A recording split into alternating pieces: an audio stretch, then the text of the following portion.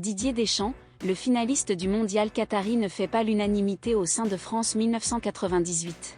Ce mardi 24 janvier, son ancien coéquipier Emmanuel Petit ne s'est pas privé de dénoncer l'attitude de l'actuel sélectionneur des Bleus, qui entretient aussi une relation glaciale avec Christophe Dugarry, réputé proche de Zinedine Zidane.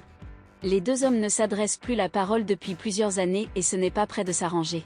Avec qui Didier Deschamps a des relations à l'heure actuelle, il n'y a pas grand monde. Ça c'est dit, c'est fait, on n'en parle plus avec France 98, on n'en a pas non plus. Ce mardi, Emmanuel Petit a balancé quelques piques à Didier Deschamps, en froid avec d'autres membres de France 98, notamment Christophe Dugarry, proche de Zinedine Zidane. Il faudra assumer son choix. Parce qu'on prend en otage l'équipe de France et c'est peut-être au détriment de l'intérêt collectif, avait lâché l'ancien attaquant des Girondins de Bordeaux en pleine affaire Karim Benzema. Une sortie, qui avait provoqué la colère de Didier Deschamps. Quand on franchit la ligne blanche et qu'il n'y a pas un minimum de respect sur le plan humain. C'est fini avec lui. Dugarry ose dire que je prends la France en otage. Cela dépasse l'entendement, j'ai bientôt 50 ans, je ne fais plus semblant.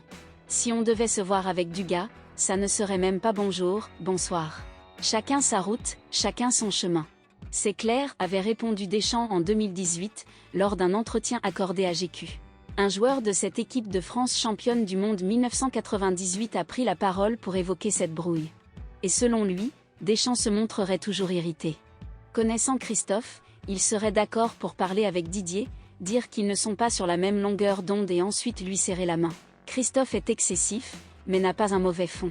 Didier, lui, ne pardonne pas facilement quand il s'estime injustement attaqué. Mais une seule vraie fâcherie en 25 ans dans notre groupe, c'est quand même peu non, a déclaré ce joueur, dont le nom n'a pas filtré, aux Parisiens.